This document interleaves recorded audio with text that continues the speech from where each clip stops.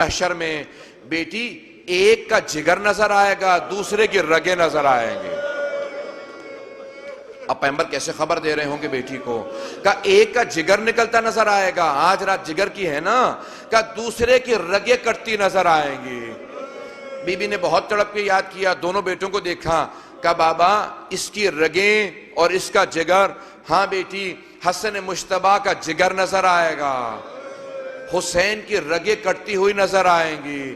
عزیزان گرامی، be be کیسے یاد کرتی ہوں گی؟ بار بار کسی کے جگر پہ ہاتھ رکھتی ہوں گی، بار بار کسی کی رگوں پہ ہاتھ رکھتی ہوں گی۔ بس میں جملوں کو یہاں پہ روک کے پیش کر رہا ہوں۔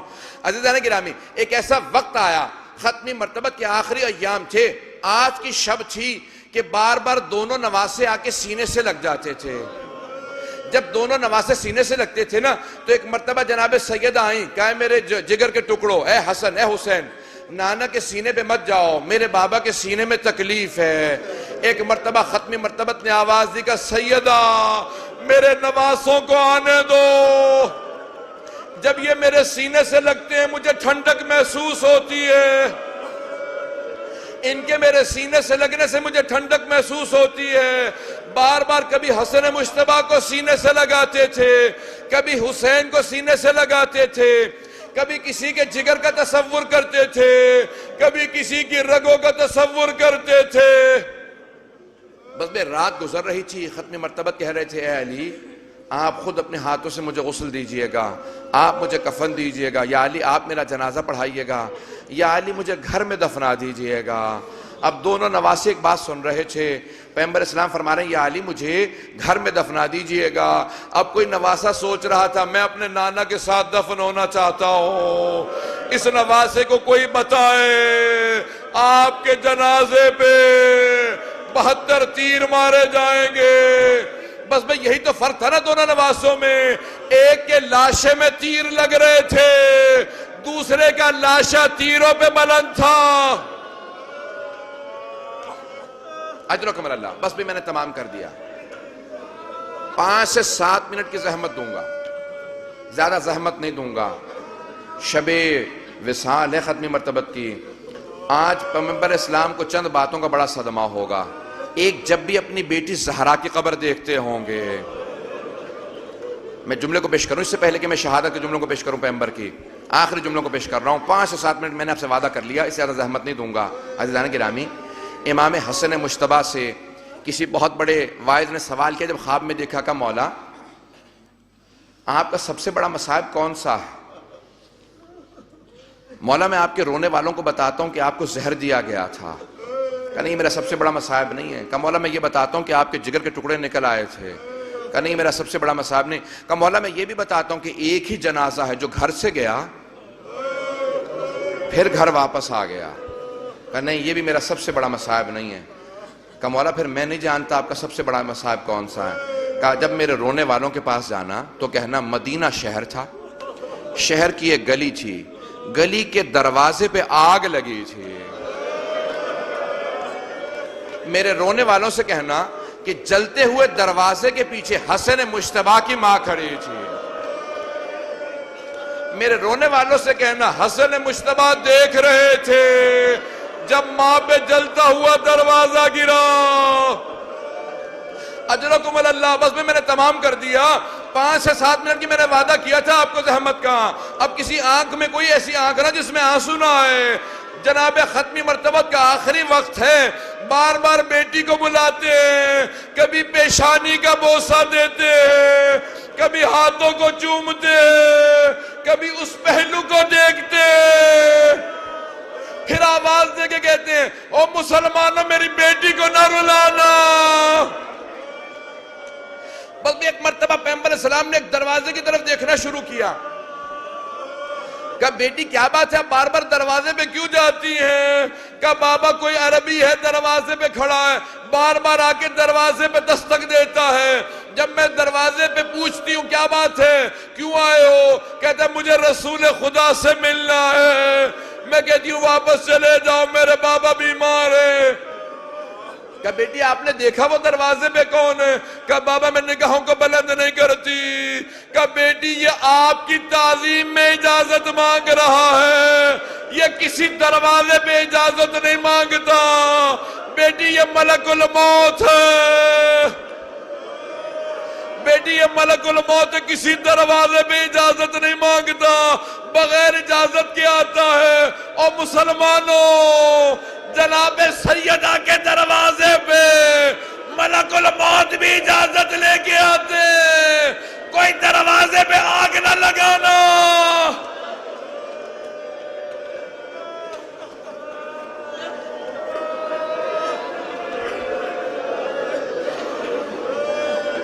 میں نے تمام کر دیا، بس بھی آخری جملوں کی زحمت دوں گا۔ عزیزان گرامی، آخری لحظات ختمی مرتبت کے بار بار اپنی بیٹی کو پکارتے ہیں، بار بار بیٹی کو قریب بلاتے ہیں، پھر وصیتیں کرتے ہیں کہ یا علی میرے بعد میری بیٹی کا خیال رکھنا، پھر اس کے بعد وصیت کرتے ہیں یا علی میرے بعد تلوار مت اٹھائیے گا، یہ سب پلٹ کے اپنے دین پہ برگشت کر جائیں گے، اسلام کو چھوڑ دیں گے، جناب ختمی مرتبت سمجھ رہے ہیں، میرے بعد میری آل پہ بڑے مصائب آئیں گے، کہ یا علی ہمت رکھیے گا، صبر کا دامن نہ چھوڑیے گا۔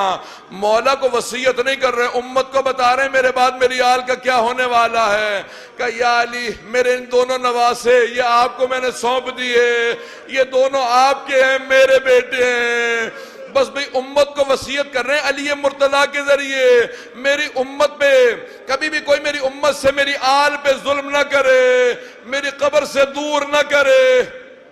بس بھی آخری وصیت ہے کہ یا علی مجھے میرے گھر میں دفنا دیجئے گا۔ ایک مرتبہ پیغمبر کی وصیت کرنا تھی، پیغمبر اسلام کے آخری لحظات ہیں، آج یہ 28 صفر کی شب ہے، مجھے نہیں معلوم امام حسن و حسین کس طرح سے جناب سیدہ کے گرد جمع ہوں گے، لیکن روایت کے الفاظ ہیں کہ جناب ختمی مرتبہ ایک مرتبہ آخری مرتبہ بلایا، کہا یا علی آپ نے اپنے سب بچوں کے نام مجھ سے رکھوائے ہیں نا، اس کا نام میں نے حسن رکھا ہے، اس کا نام میں نے حسین رکھا ہے، یہ زینب ہے، یہ ام کلثوم ہے، یا علی میں ایک اور بچے کا نام رکھ کے جانا چاہتا ہوں، یہ حسن حسین ہے، میں نے اس بچے کا نام محسن رکھا ہے، یا علی اس کی شہادت بھی ہو جائے پھر بھی نام محسن رکھیے گا، میری ذریت میں میرا تیسرا بیٹا محسن ہے، میرے اس نواسے کا میں ابھی سے آپ کو پرسہ دیتا ہوں، یا رسول خدا میں کہوں گا بیٹوں کو مت بتائیں، جلتے ہوئے دروازے اور دیوار کے بیچ میں کسی محسن کی شہادت ہوگی۔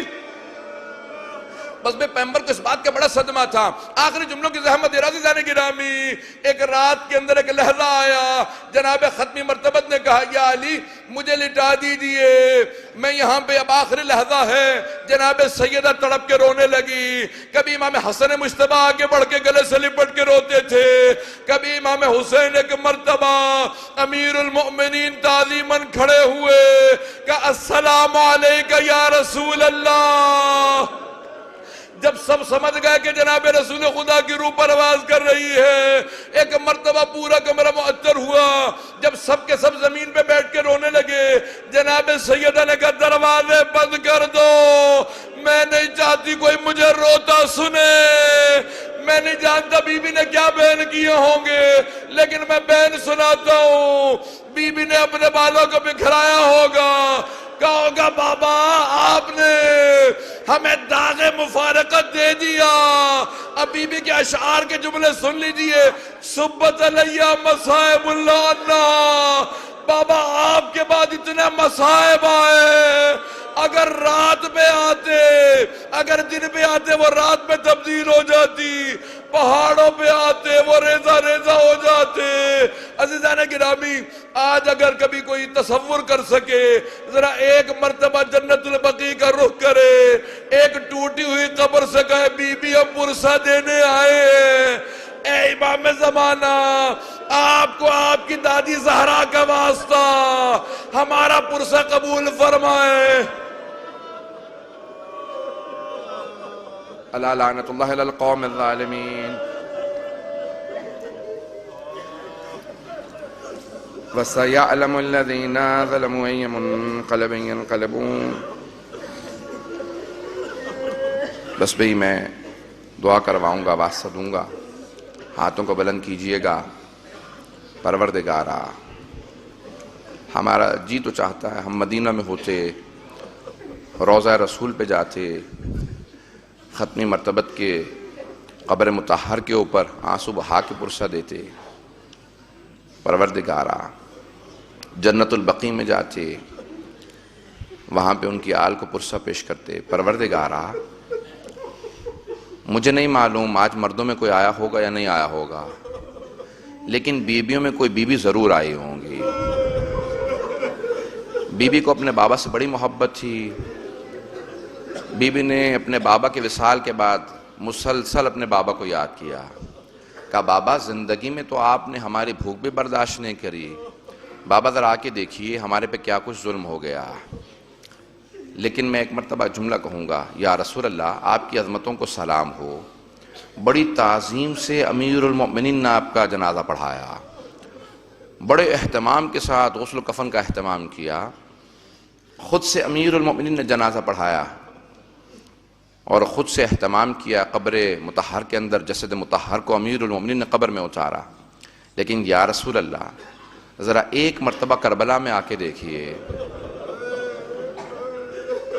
آپ کے ایک نواسے کا لاشا پڑا ہے،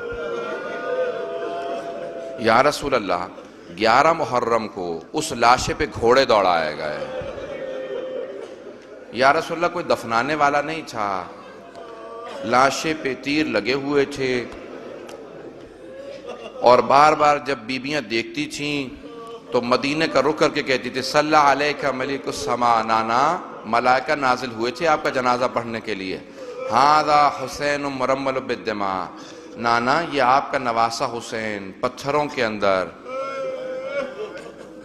میں آخری واسطہ پیش کر رہا ہوں، پروردگارہ واسطہ اس لحظے کا، ہاتھوں کو بلند کیجئے گا، پروردگارہ آج کوئی اپنے لیے دعا نہ مانگے، آج ختمی مرتبت کا وصال ہے نا، کوئی اپنے لیے دعا نہ مانگے، آج کس کے لیے دعا مانگیں گے؟ آج ظہور امام زمانہ کے لیے، کہ ہر ظلم کا بدلہ لیں امام زمانہ ظہور فرما کے، ہاتھوں کو بلند کیجئے گا، آئیں بھئی ایک صرف کہوں گا، پروردگارہ ظہور امام زمانہ میں تعجیل فرما۔